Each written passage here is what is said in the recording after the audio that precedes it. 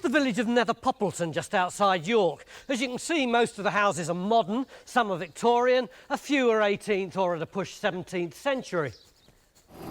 But from up here, it looks very different. Even I can recognise a traditional medieval village layout, with the main street running up to the church and lots of little plots running off it. And those earthworks to the side of the church are an officially registered medieval site. But the locals think it's older. They think they can trace the roots of their village back to the Normans or even the Saxons. Are they right? We've got just 3 days to find out.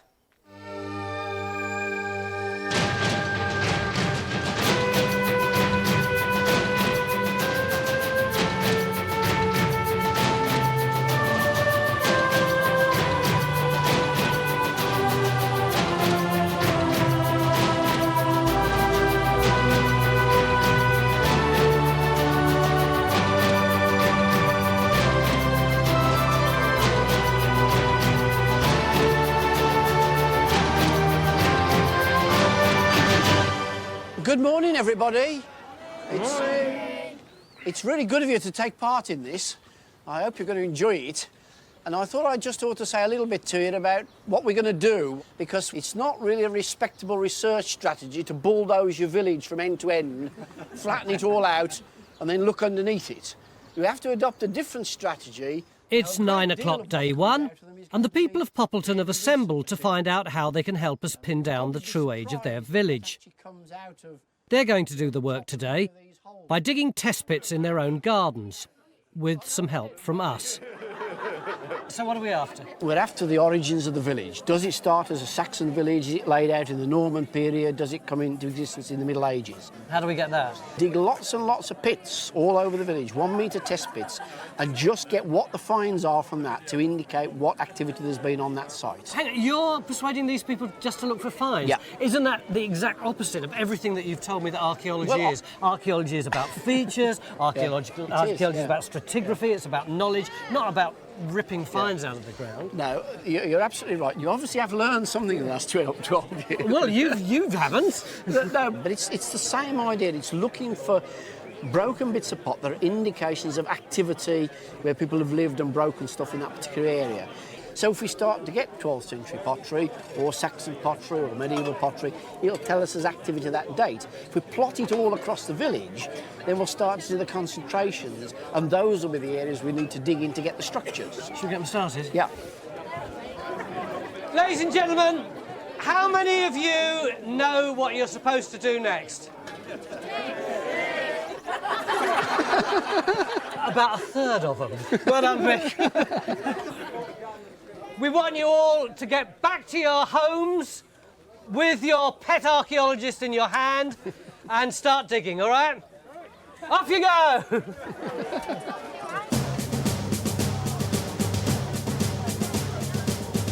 As they all set off, there's a great sense of community spirit about. Many people are digging in their own gardens, or they'll help out their less able neighbours. They'll bring all their finds to the incident room. We'll analyse and date them, and when we've identified the oldest, we'll decide where to put trenches in tomorrow. So it looks like there's going to be competition among the locals. Where will the oldest part of the village be? We've divided the village into 5 sections, each one with its own archaeologist, to make sure that things are done properly. I think you'll be surprised what you find in just the soil of a garden. I live in a 1960s bungalow, so you'd think there'd be absolutely nothing at all in it. And I've got 1 piece of Roman pottery, about 12 pieces of 12th century pottery, and then everything from 12th century to modern. And that's in a 1960s bungalow garden. Across the village, test pits are opening all over the place, and everyone's doing their part.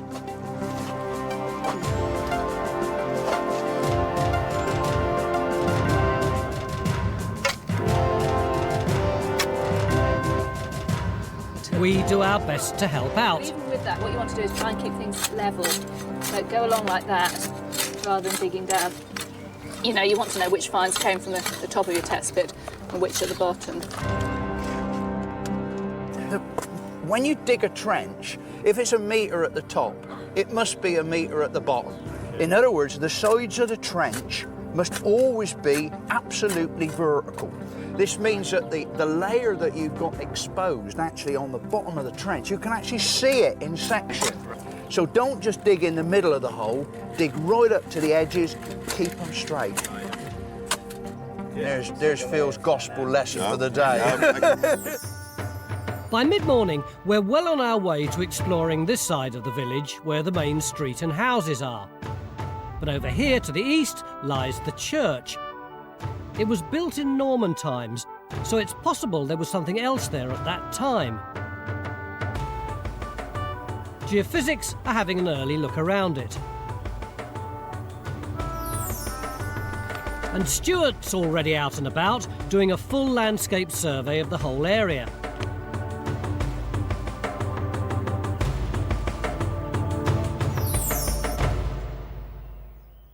The church is usually a central feature of the community, so if we're going to understand how people have lived here, we need to look at the church. Is that one Norman?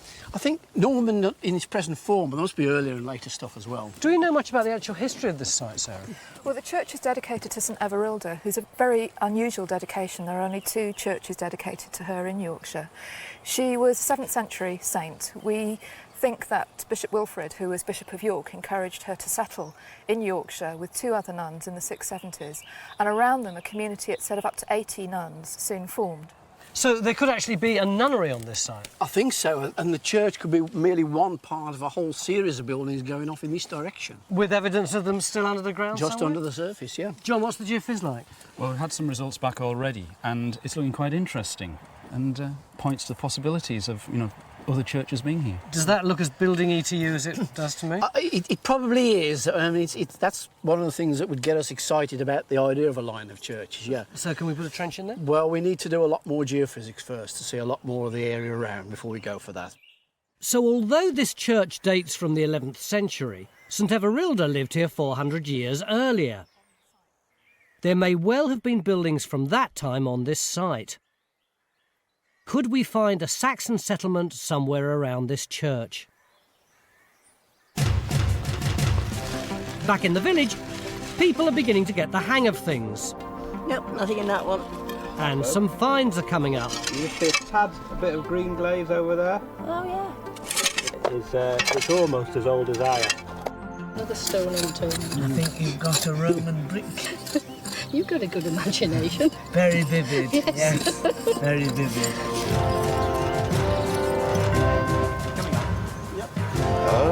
The early signs, at least in this trench, look good. That's what I'd call proper medieval. You're like 13th, 14th century. Jug sherds, it's local stuff probably made somewhere around York.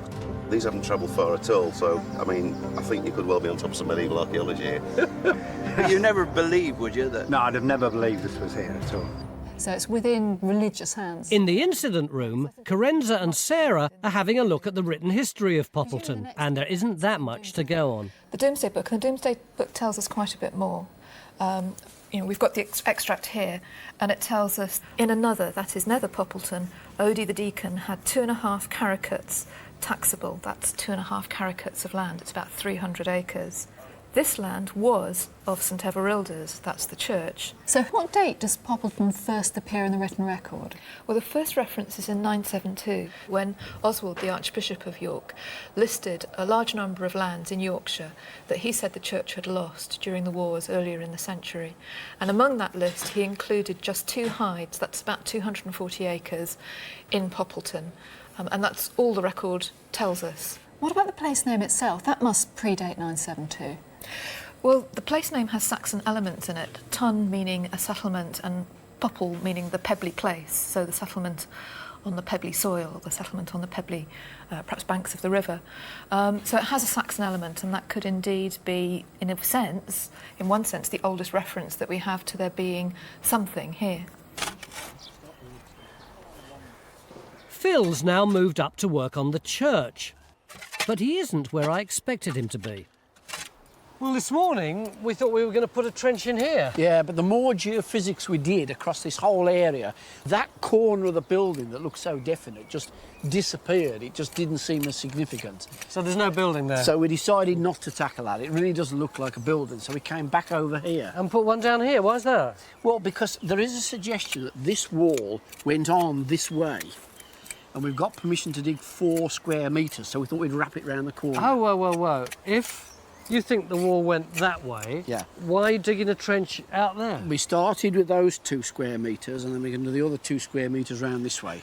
I see you've got a pipe there, Phil. Anything else? Yeah, you see here, Tony, got a little child burial. Oh. Just one of those things, really. I mean, you know it's a burial ground. What are you going to do with it? We're going to give it the due respect it deserves and just leave it alone. Funnily enough, it doesn't actually detract from the objectives of the trench here. Which is? Well, you see, if I get my shovel, see if I slot it in there. Yeah. Now, that is the base of the foundations. So the whole church is sitting on big stones like this. The main thing is that there is nothing, no walls coming this way. So in fact, we know that there was it doesn't look as though there are any aisles or transepts coming this way off of that wall. Because we thought there might. You see that curve there, Tony? Yeah. Looks if there's an opening in there, and we thought that something might come off here. Well, so you think it might just be a door? I think it might be more like a sort of tomb set in the wall, or an Easter sepulchre or something. Clearly it's not a structure coming out this way, so it's answered that. So now you've answered that, do you have to continue with this trench, or can you... No, because we know that it was not wider. What we've now got to prove is whether or not it was longer. So that's this that's when you wrap it around here? Wrap it around the corner. So we'll have this same conversation in a few hours' time. That little child burial, you know, is typical of what you find all over the place. It's probably an infant, you know, that died at childbirth or something like that, and the parents have just popped it in the churchyard, probably one night, to save, you know, paying the burial fee, but to make sure the child's in consecrated ground.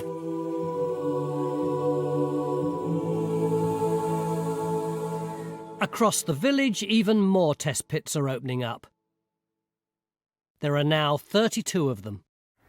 3 o'clock day 1, and this whole area is checkered with test pits.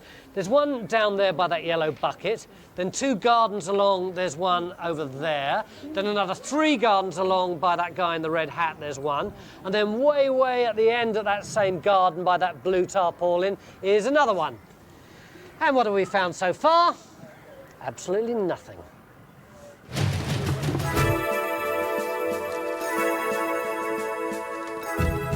Strictly speaking, people have found some things, but we're not seeing them in the incident room. They're not getting to us fast enough, so we can't analyse them. Paul and Carenza aren't exactly rushed off their feet, and they're a bit worried. Look at Ian, Raksha, Matt, Bridget and Kerry. Have any of you got any more finds to come in from any test pits? Because we really need it up here as quickly as possible.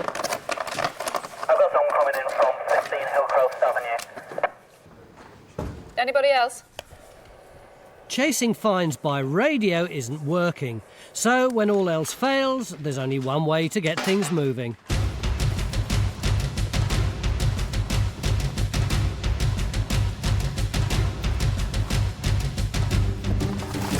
Right, how are we doing here? We need to move on with all this. How are you getting on? About 500 mil down now. We're coming to a close, we think. Right, OK. Can you get the finds to the incident room as soon as possible? Because we need to get Paul to sort them tonight. No problem. Yeah? OK, brilliant. Thanks.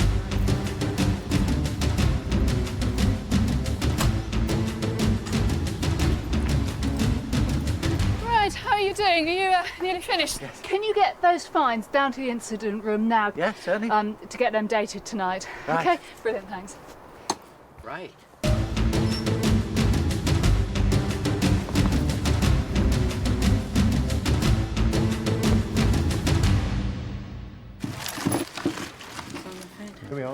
Well, this worked.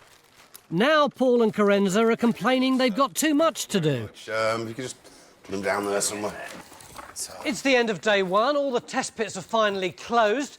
The people who dug them have found loads of stuff. Look, this is just some of the rubbish. Of course, they all want to know what it means. Can we tell them, Mick?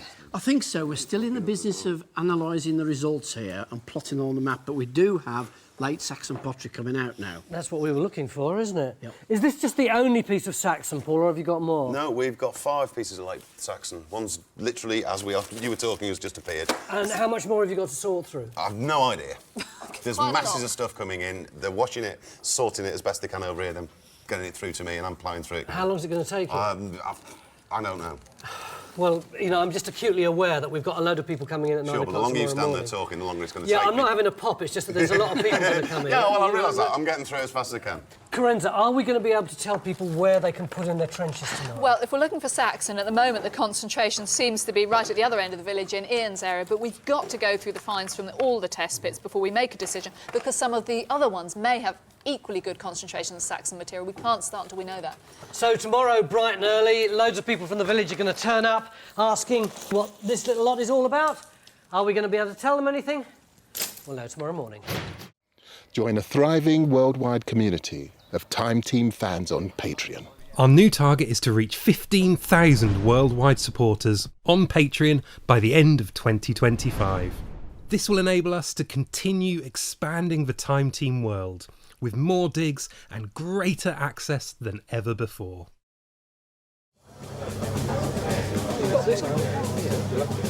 9 a.m. and there's frantic activity in the incident room. Outside, the locals are gathering to find out what we can tell from the test pits yesterday. Inside, we're still trying to work it out. Last night you could have cut the tension in here with a knife. Paul and Carenza and I were getting really frazzled because we wanted to get everything ready for everyone to be able to dig this morning. Well, this one was like Pollyanna. Oh, don't worry, everything's going to be all right.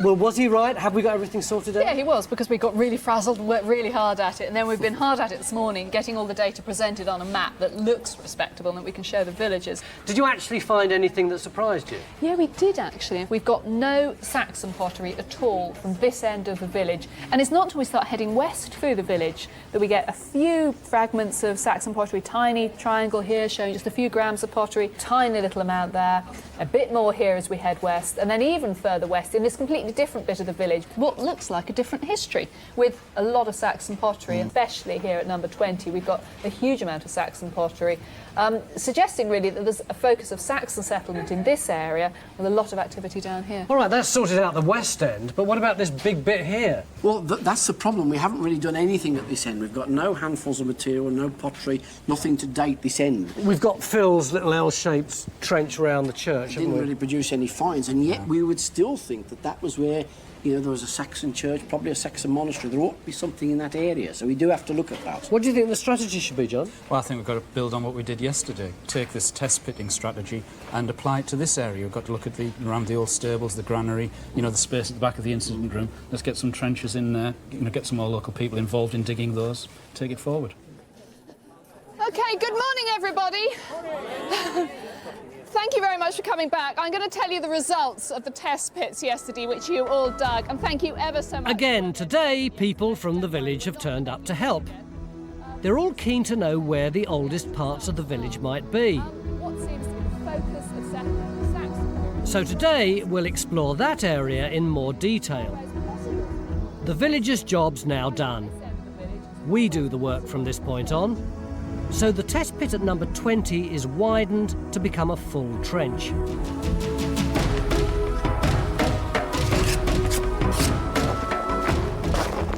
But today we'll concentrate more on the area around the church. It's Norman, but dedicated to a nun who lived in the Saxon period. So we're hopeful of finding Saxon material there. So up by the church, we open a test pit here. Here, and another here.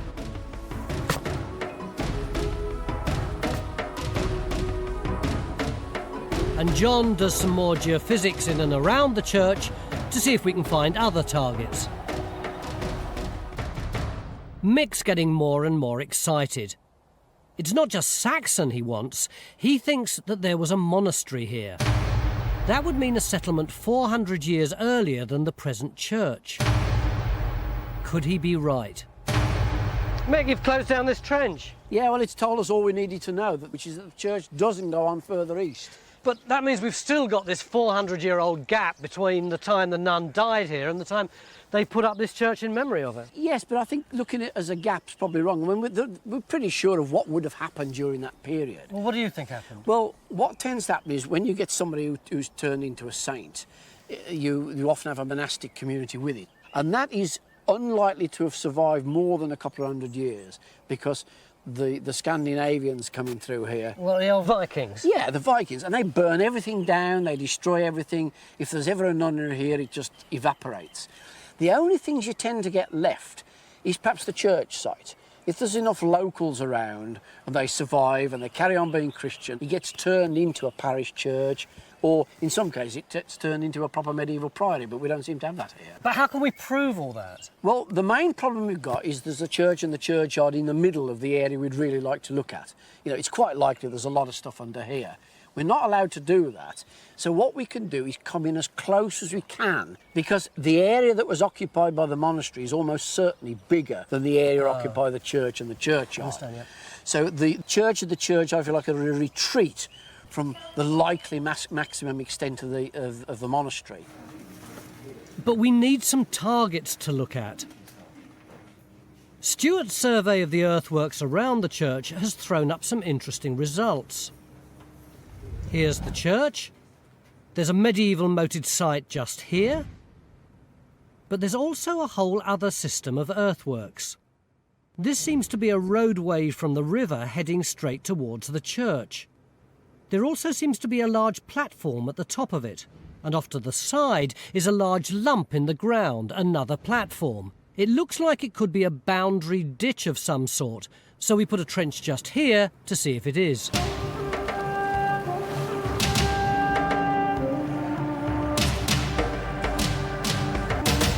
We also now have some geophysics results for this area here, the orchard field right next to the church. Have you geophysed the whole field? We've only managed to do a quarter because of all the trees, but look, we've got some really nice results. The high resistance in black is what we're normally interested in, but look at these low resistance rectilinear white responses. What might that be? It looks like a building, doesn't it? Well, it could be robbed out walls. The thing is, they're also aligned with the church. Why do you say ah? What could be so significant about that?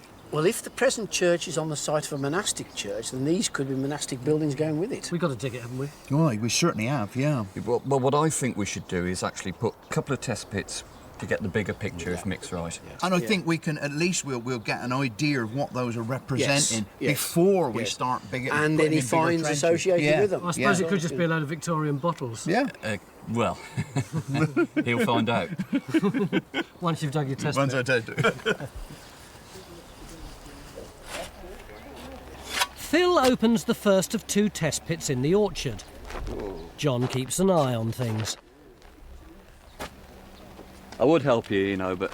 No, you wouldn't. You've the never first done bit so of work before. you've done today, so... Hey? When was the last time you did any? I've been working all morning. But you don't know what work is, John. All you do is walk up and down like with a supermarket trolley. Look out for the crocuses. Back in the village, we've really gone as far as we can in number 20. This was where we found Saxon material. But now, as we go deeper, all we're getting is medieval, and even later. Probably Victorian. Clearly, this ground has been turned over, so there's nothing more to be gained by digging here. We close it down. In one of the test pits closer to the church, we've also hit the bottom. And we've got an interesting find here. What's nice here is we can see 2 distinct phases of archaeology. We've got the later wall, which looks to be 18th century handmade bricks running down the garden, and they're overlying straight on top of this earlier cobbled surface, which contains 15th century and therefore probably dates to that point too. It's marvellous to see this. I had no idea anything existed like this.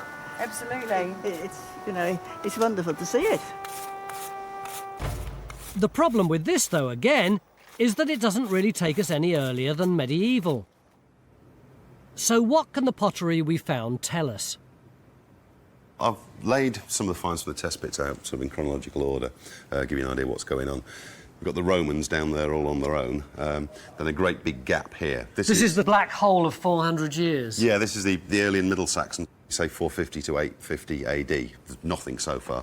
And then we arrive at the late Saxon. Now, when we're saying late Saxon, I suppose what we really mean is Viking age, 850 through into the 10th century. Then we've got this stuff, which is all the Norman period stuff, 11th to 12th century. So those people who were saying that this is a medieval settlement, we've proved that that's wrong. We've got a lot of Norman stuff. Yeah, we've got Norman and we've got pre-Norman, so I think from the pottery we've got here, there's very little doubt that there was a settlement here in the Norman times. The pottery we found proves that there were people living in and around Nether Poppleton right through the medieval period and right back to the 11th century. That part of the village occupied by houses was laid out in the medieval period, but there was already a Norman community living here. So we closed down all the test pits in the village. They've answered that question. The big question, though, was there an earlier settlement still stands? Our only chance now of finding anything earlier lies in what we find close to the church. That monastery that Mick's besotted with is our only hope of pushing this village history back any further. Raksha thinks she may have something, but is it good enough for Paul? Ooh, what's going on here then? Well... Oh. We've got a piece of pottery. Yeah. Well, I'm quite excited. I think it's quite early. Yeah? Oh dear. Well, it could be. I mean, certainly looking at the geology of it, you've got these big lumps of quartz sticking out of it. It's kind of typical of the late Saxon and the Saxo-Norman pottery you get around here. I mean, it could conceivably be even earlier, but it's very battered, and I wouldn't like to sort of really try and give too close a date to it, you know? Are you being rude about my pottery, though? No, I mean, it's a nice start, but it would be nice if you get some bigger bits. I'll try my best then. Okay. Cheers. Cheers. This trench could be very important. There's a big ditch here, and if it is Saxon, it could help determine whether there was a monastic settlement here at that time. But if there was one, what are we looking for? So what would it have been like, this monastery? Well, it's difficult to answer that because so few of them have been excavated. You know, so few of them do we know anything about. But the little bits that we do know, I mean, probably the best thing is to try and draw you a sort of sketch of them. A lot of the time, they're on promontories. Very often there's a chunk of land sticking out with marshes around it, or a river next to it, something like that. And they cut off that promontory with a ditch that cuts off the monastic area from the rest. And then, because the most important thing, there's often more than one church, and they're often in line like that. So I've put a couple in there. Why did they do that? We don't know, to be honest. I think part of it is just structural. They couldn't put a really big building up. And then, because often monasteries at that date are mixed communities of men and women. Nuns, priests to serve the nuns, and then often with an abbess. We must have been formidable ladies, actually, over the top of everybody. So we need some sort of dormitory area, refectory area, something like that. And let's have some priests with similar accommodation nearby, kitchens, all that sort of stuff going with it. And there's always guests. And those guests, in some cases, will be the aristocratic families and the royal families. So let's put in a big sort of guest hall over here with facilities going with that.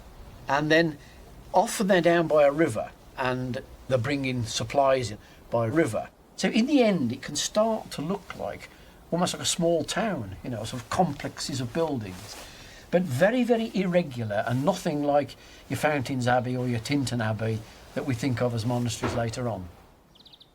Right next to the church, we've found something a little strange. So we ask an architectural historian to have a look at it.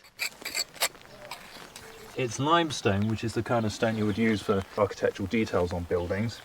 Problem is, we can't quite see enough of it at the moment to definitely see what it is. I would guess, judging by the moulding so far, that it's 13th century in origin. 13th century? But we really need to see a lot more of it. It's a rather strange find, really. One would hope it's from the church, to make the story uncomplicated, but if it's from another building, it all gets very interesting indeed. This will clearly need to be investigated a little further. Over in the orchard, Phil's also got a strange find. You got anything over there?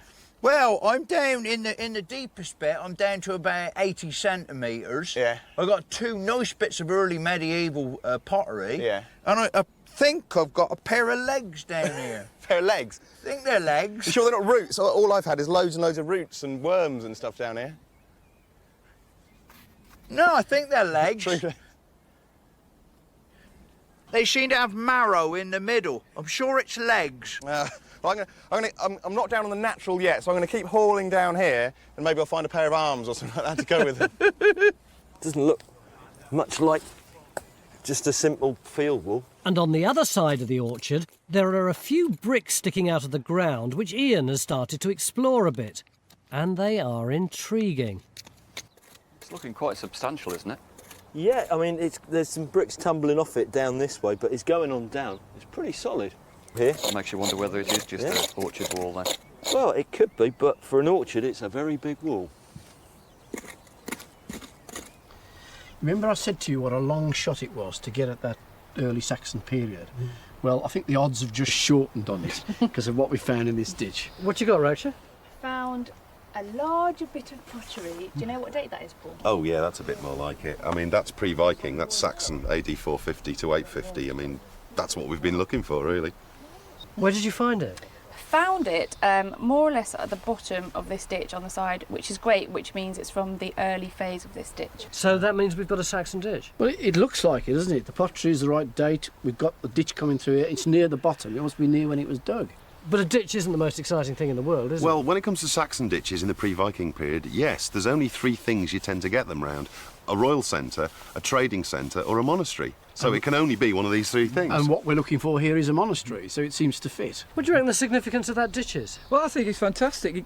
It could be the vallum round the edge of a monastic enclosure. What's a vallum? It's a big ditch which defines the religious area from the world outside. Yeah. It's fantastic. Why do you say that? Because it's big, it's broad, it's exactly the sort of thing you expect to find, and you can trace it in earthwork form going down there and going back that way, heading back towards the church. So I think it's fantastic.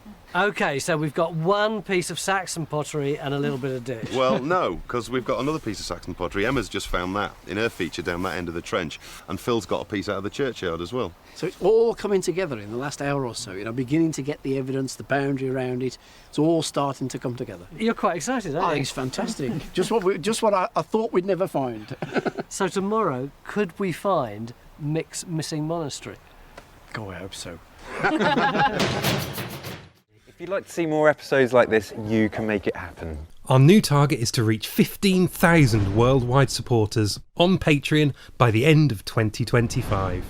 This will enable us to continue expanding the Time Team world. Enjoy front row seats for the greatest show on Earth and under it. Yesterday evening we found an old ditch and some ancient pottery down there which seemed to be clues as to the location of Mick's missing Anglo-Saxon monastery. But this being Time Team, things are never as easy as they seem, and this morning Stuart's found something entirely different which has set us herring off in a totally different direction. Stuart, after 12 years on Time Team, even I know that is not Saxon archaeology. Well, that's a phase of Saxon you've never seen before. What were you doing here? Well, what we've got here is a series of regular earthworks. There's a regular layout of them which we're interested in. We want to know what they were. And there's a piece of wall exposed. Can you see that there? Yeah, yeah. So we put a trench here to see what it was, and look, we've got this really well-built brick wall. It's got what appear to be Tudor bricks in it, and it's just sitting there. What do you think it might be? Well, we've actually put another hole in over there. Yeah. And we've got lots of building rubble, tile, all the debris from a collapsed building. I think we've probably got here an unknown Tudor building, which I knew absolutely nothing about before.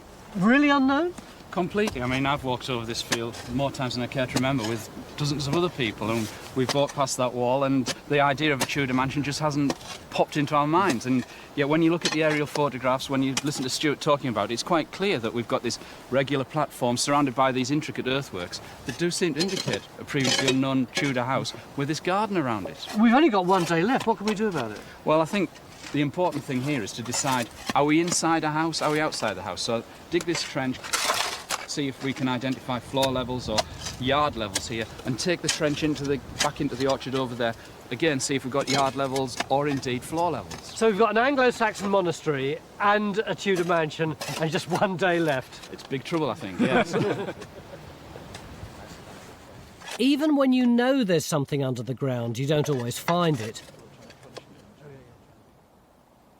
To have stumbled across a Tudor mansion no one had ever heard of is very rare indeed. This is where the wall is, at the back of the orchard. The building rubble is here. We open another trench here to see if we can find more wall. These are the earthworks, which look like some sort of raised platform. John geophysed this area yesterday, so we re-examine the results to see if this new discovery makes any sense.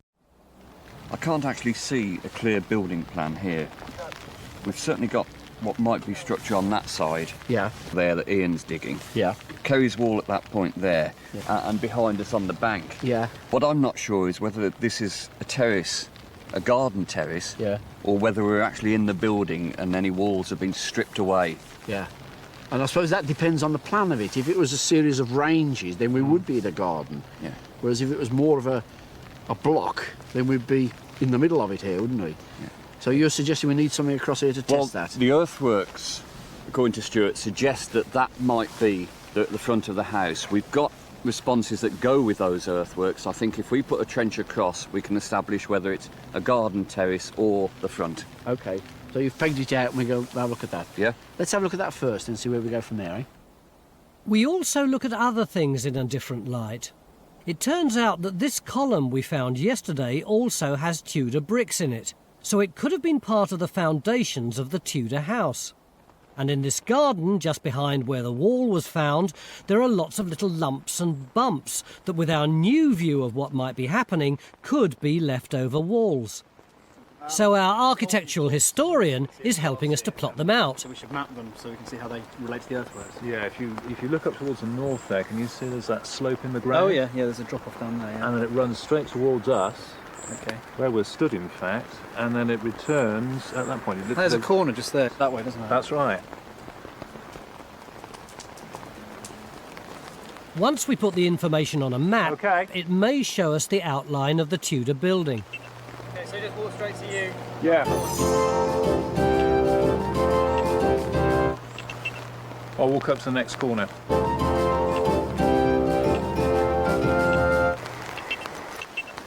Okay, I've got that. Okay.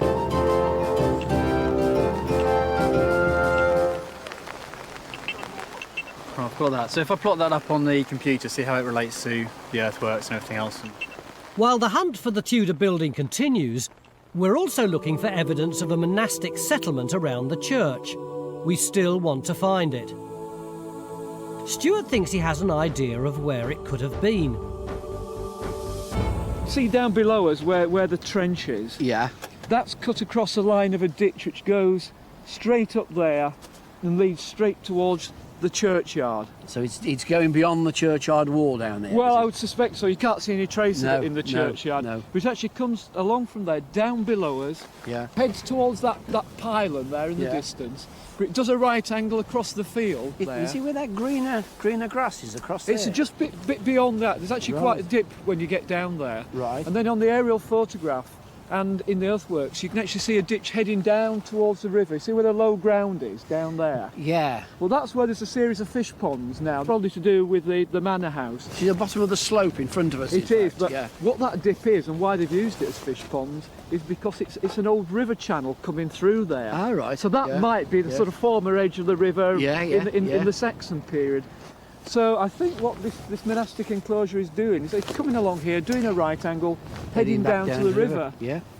Potentially where it is over that side, obviously the church is there, which you'd expect You'd expect that to be in it, wouldn't you? Yeah, yeah. And to me, it looks as if the other edge of it is going to be where the village is separated from. So where the big hedges and the big trees is where it's getting back towards the river again. That's right. I mean, it's almost like the field that we're in. Yeah. Apart from a small bit at that far end, is the the monastic enclosure. It gives you that that sense of isolation that I know you like with monasteries. Well, that's right. Yeah, it's almost on a promontory sticking eastwards, isn't it? It is. Yeah, that's absolutely ideal. This is the area described by Stuart. It's the edge of the monastic enclosure, with the church inside it and the edge of the village forming one side to it. It's a huge site, but entirely what one might expect. Mick's happy with it. Back on the ground, Phil has removed the legs, they were from a dog, and he's got some more good news for Mick. Phil, that is not a 1x1 test pit. No, it's a 2x2 test pit, actually. It started out as a 1x1. Exactly. So why did you extend it? Because of what we found in here. I mean, look, we've got this feature, what looks like possibly a shallow pit. And it's not merely the fact that we got a pit down there, it's what we got out of it. Is that Saxon? Yeah, it's this 450 to 850 Middle Saxon stuff. So does that mean that this feature, whatever it is Saxon? It could be. You've got to be a little bit careful because we've also had early medieval pottery from there as well. But the thing that we have not had is late pottery or any post-medieval pottery. So, in other words, I'm fairly convinced that that feature has got to be early medieval at the latest. Mick, have we any idea what that is?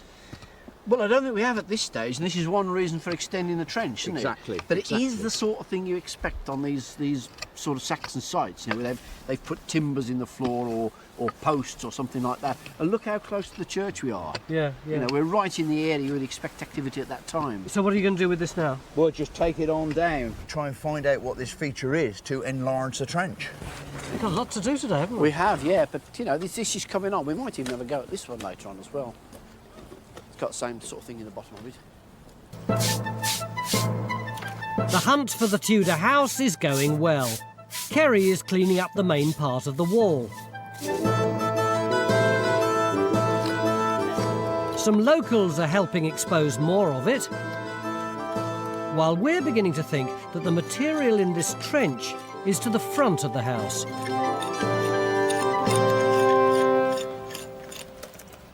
And Henry's now pulling together the bigger picture from the lumps and bumps he plotted. So what would it have looked like?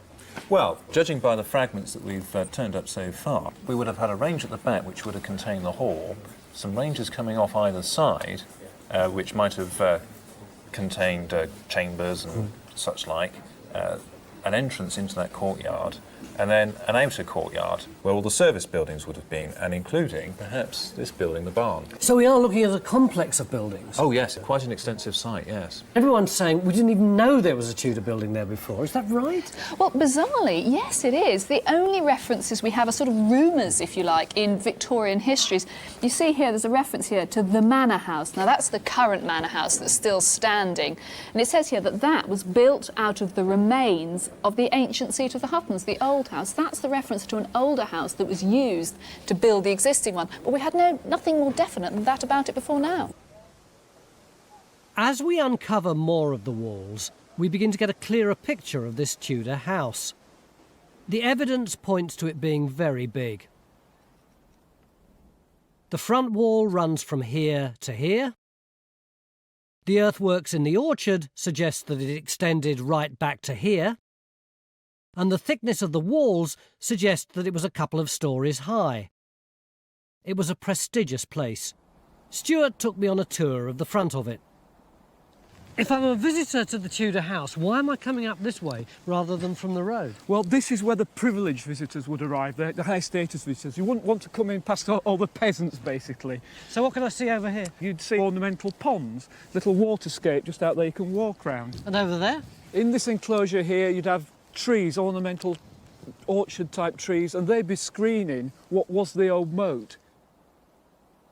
By the time you got to this point here, what you'd see in front of you is this grand facade of this new Tudor house. So presumably that's the whole point of the grand walk-up. It is. It's showing off. It's showing off to you as a visitor. This is its display side over here. And if you look out from the house... Well, what you've got looking this way is an open landscape. It's a hell of a view, isn't it? It is. It's private and it's privileged. You can't see the village, you can't see the peasants. You've got ponds, river, open landscape, orchards, ornamental gardens. Very show-off, very Tudor. And this is what this enormous complex would have looked like. This was an impressive building dominating the landscape, with its own entrance to the church and to the river. Out in Phil's trench, he's now reached the bottom of this feature. The Saxon pottery he found came from the other side of the trench. But what does this side tell us? So what do you reckon? What have we got out of this now? Well, not quite what we expected, Mick. Right. You remember on the Geophysics, there was that white line, which Very we clear, thought was going to be a beam slot, a building, that sort of thing. Well, there's no way that this is a building. This is a massive ditch. It's going to come out, what, at least that size. Well, I was going to say, because you've only got one half, haven't you? The other half's going to be over here somewhere. And have you got any dating for that ditch? Yep, we've had pottery from about the Norman Conquest right through to about the 14th century. It's within those sort of 300 or 400 years. Yeah. And I think that what we're looking at is activity here in the early medieval period at the same period as that church starts to be built. So what do you think we have got here? I think it's probably something to do with, well, the Norman period, you know. The church is all of that sort of date and later. We'd expect some sort of manor house to go with it, probably somewhere in this area, if not down on the moated mound. And this is one of the land divisions associated with that. The main thing is, I think, that we've actually got people living round here, which of course you don't have now. Up on the top of the hill here. If you look at it now, there's just one house here. There's no village at all. In those days, this would have been thriving. But what of Mick's missing monastery here at the east end of the village around the church? Do we have any evidence for that? Well, we do. Why they've used it as fish ponds is because it's an old river channel coming through there. The Saxon ditch we found is most likely, in this instance, to have been from a monastic settlement. The church seems to have been built on the site of a former church or monastery. Its dedication to a saint who died 400 years earlier is an important clue.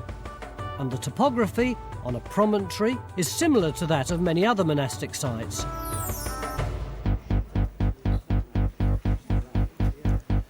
The mill wheel on the first floor, privy shape, really. So now we just have to explain all of this to the people of Poppleton. What can we tell them after 3 days of exploring? Mick, can I borrow you a minute? Yeah. So we've got Anglo-Saxon here, Anglo-Saxon here. Yeah, you must have some sort of hamlet here. Well, to begin with, they were right. Their village is older than it looks. This pottery shows us that there was occupation here in Norman times and in Saxon times.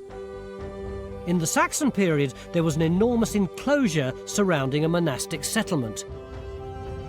It would have had a church as the centrepiece, houses, and a few workshops. The promontory it's situated on is perfect. Easy access to York and a bit of height to give it some security. In Norman times, the present church was built and a settlement grew up around it. And then, 300 or 400 years later, an enormous Tudor mansion dominates this part of the landscape. This is something no one had expected to find. Like so many other places, it's a story of 1,000 years of history on the doorstep.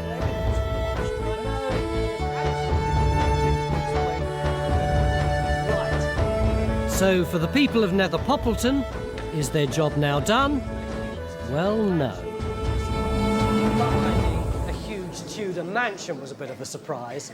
The good news is that because of what we've discovered, you're going to be really busy for years to come. Thanks for having us.